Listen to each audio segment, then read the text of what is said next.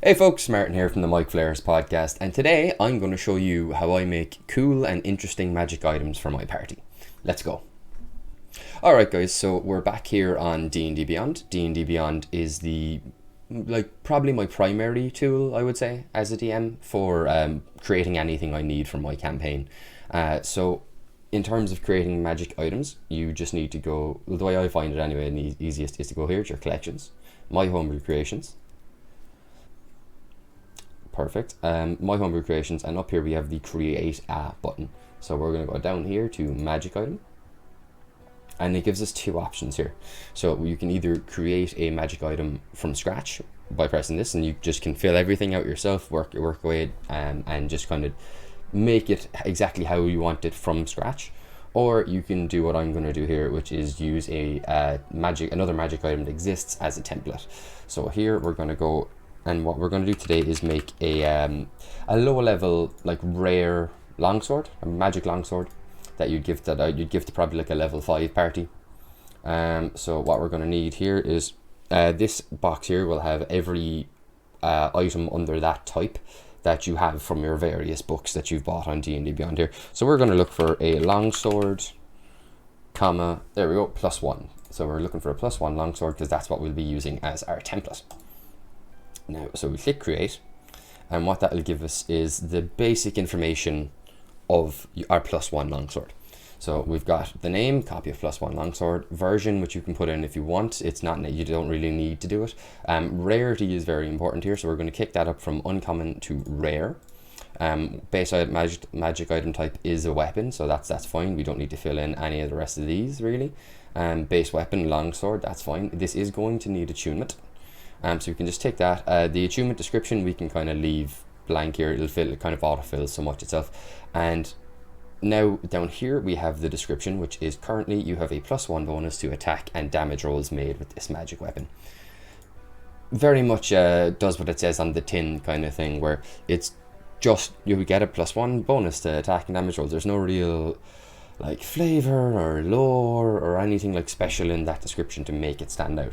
So that's one of the first things we're going to tackle as well. So we'll get onto that in a second, just to show you guys the rest of the stuff you can see here, because if you are making more powerful magic items, this is where you will begin to add the real mechanical parts of it. So if we look here at additional information, this is where you need to go if you want to add any charges to a magic item. Let's say if you're creating like, I don't know, a staff that can cast lightning bolt 3 times a day. Well, let's say there's 3 charges in it, so we'll have charges, number of charges 3, and then we just set the reset condition. So they reset on a short rest, a long rest, at dawn.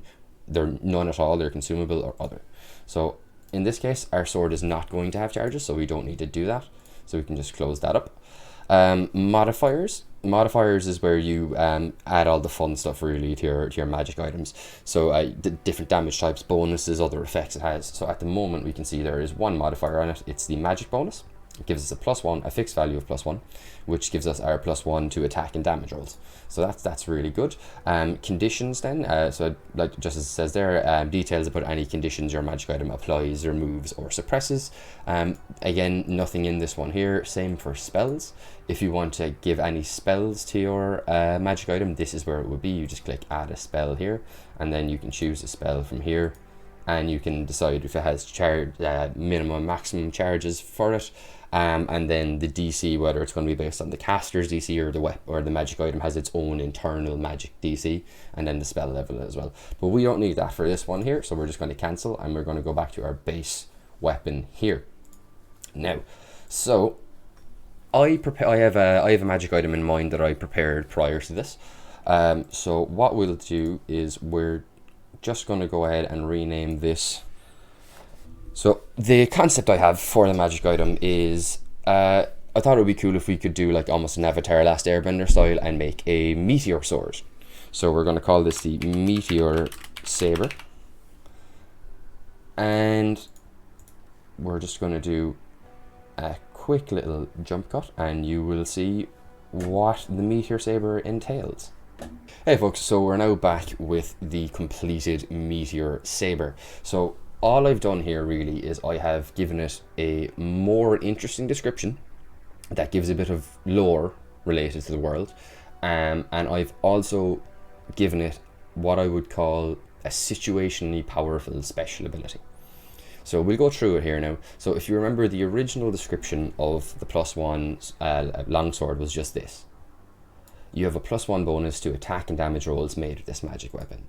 It's fit for a purpose, but it doesn't really do anything in terms of lore or storytelling or making a memorable magic item in the player's mind. So what I've done is I've gone ahead, and as I said, the concept we're working with here is a sword made from iron found in a meteor. So the new description now is, this saber is forged from celestial iron gathered from a fallen meteorite.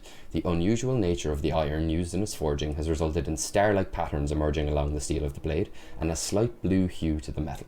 The hilt is wrapped in fine black leather and has giant runes inlaid in silver ending just before the sapphire blue gem sitting in the octagonal pommel. When you are attuned to this sword, you gain the following benefits.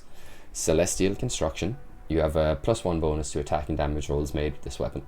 So all I've done there is I've taken the original text of it and just made that basically a part of the whole description of the benefits that you get while you're attuned, and we just give it a bit of a cool kind of interesting name to reflect the lore we have now imparted in it, and also just to make that +1 bonus sound a bit cooler rather than just you have a +1 bonus. The second effect is what I was talking about a few moments ago when I said I wanted to give it some situationally powerful elements to it. So in this one, I have given it an ability that I call Guiding Light. When you roll a critical hit on an attack roll against a creature with this weapon, they suffer the normal effects of a critical hit, but they also begin to shed dim light for 10 feet until the start of your next turn, as starlight from the blade clings to the target, illuminating them gently. So here, first of all, a crit doesn't happen all that often. If there's 1 in 20 chance of it happening. Admittedly, some other classes can crit more often, like your champion fighters that can crit on 19 through 20 and later 18 through 20. But generally speaking, at the level I'm envisioning the party that I would be giving this to, around level 5, a crit is going to be pretty rare. So they're not going to always be able to do this, and even if they do, all they're doing is they're causing to shed dim light for 10 feet until the start of your next turn. Now, against like 90% of creatures that you're fighting, that's not really going to be an issue because you will be able to see them anyway, unless they're like hiding very well or something like that. But even so, once you get up to them and you found them, it's not, if you crit them and they have starlight, it's not really that big a deal. However, where it comes into its own and where it becomes powerful and super useful is with stuff like invisible creatures, like your invisible stalkers, or maybe a mage that has cast greater invisibility on themselves. Those creatures can attack and things like that while invisible and not break their invisibility. So with something like this Guiding Light feature, let's say you're fighting an invisible stalker or a mage that has casted greater invisibility. You go up, you happen to crit them, suddenly they begin to shed dim light for 10 feet as starlight flows from your blade and sticks to them. Now, you have not only crit them, but you have lit them up so the whole party can see where they are. Suddenly, everyone who was having disadvantage on their attack rolls or just didn't know where to fire spells, anything like that, they know exactly where the person is, and you have entirely changed the complexion of the fight just with this one feature. Now, I know that can sound like it is actually rather powerful, but it's a thing that happens so rarely and so infrequently that I think it's within reason to give it to this, still call it a rare item, and still feel comfortable giving that to a low level party. So if we look at the Meteor Saber here now, after we've edited it and upgraded it from the +1 longsword, what you can see, all I've really done is I've given it a fancier description, where I've just explained how it was forged. I gave it an interesting story behind its forging. I said that I gave it some little interesting cosmetic tweaks, like the star-like patterns on the blade, the slight blue hue to the metal, and then the rest is just detail. It's just adding detail, because like the original one, just the only description of it was it would give you a +1 bonus to attack and damage rolls. The rest was left up to you.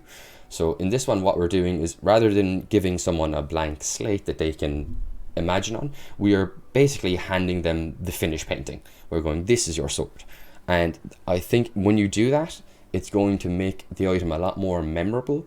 and it's going to make the player a lot more excited about this. They may even want to go and look into this. This may spiral off into a side quest where the player wants to find the forge that this sword was made at and find the person who made it and maybe have them make them another weapon. It can, like, just doing small little bits of lore like this in the descriptions can spiral off into, can just pique a player's interest and spiral off into an entirely different side quest that you never planned as a DM, but hey, they really took a liking to the description in the sword and maybe they want another weapon like it, and now you have a whole new quest line you can write for that player and reward them maybe with another item, maybe an upgrade to this one, make it a +2 sword and give it another kind of beneficial feature. There's so much possibility and potential when you start really digging into lore and world building by putting it into your item descriptions. It's something that the Dark Souls games and FromSoft as a studio do really, really well, and it's something I've been trying to incorporate into my DMing and my magic item creation as well, because I think it's just a really great way to naturally place these items in the world.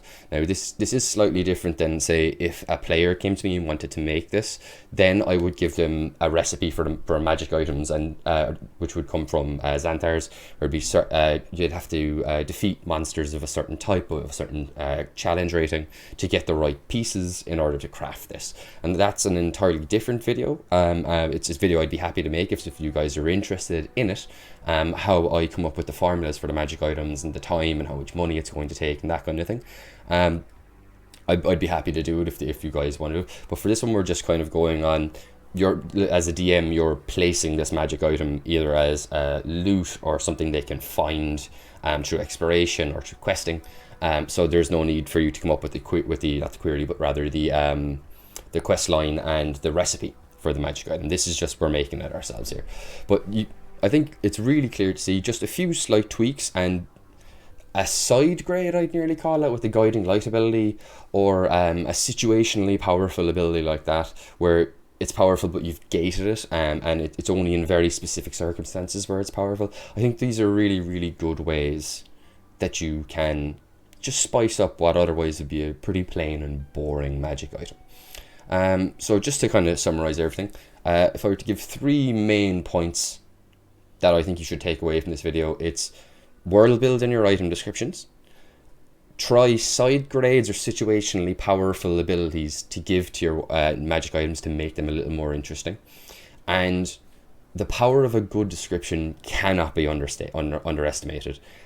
Description is everything for DMs, and if you put a cool description on your magic items, on various pieces of history, books, anything like that, you can really spiral that out into just more stories for your world. So yeah, that's how I make interesting and unique magic items, guys. So I'd just like to say thank you so much for watching today's video. If you have any questions or comments, please leave them down below. You can go ahead, if you want to follow us, you can follow us on Twitter and at MicFlayers pod. We're also on Facebook on the MicFlayers podcast, and we put out a long form podcast every Friday called the MicFlayers podcast, and that airs on Spotify and all the major podcast platforms. You can find us there under the MicFlayers podcast. At the moment, the podcast is on a break as my co-host Connor is currently off to get married. But we have 67 episodes currently, and we will be back in August with new ones. So guys, thank you so much for watching. Have a great day, and we will see you on the next video. Bye bye.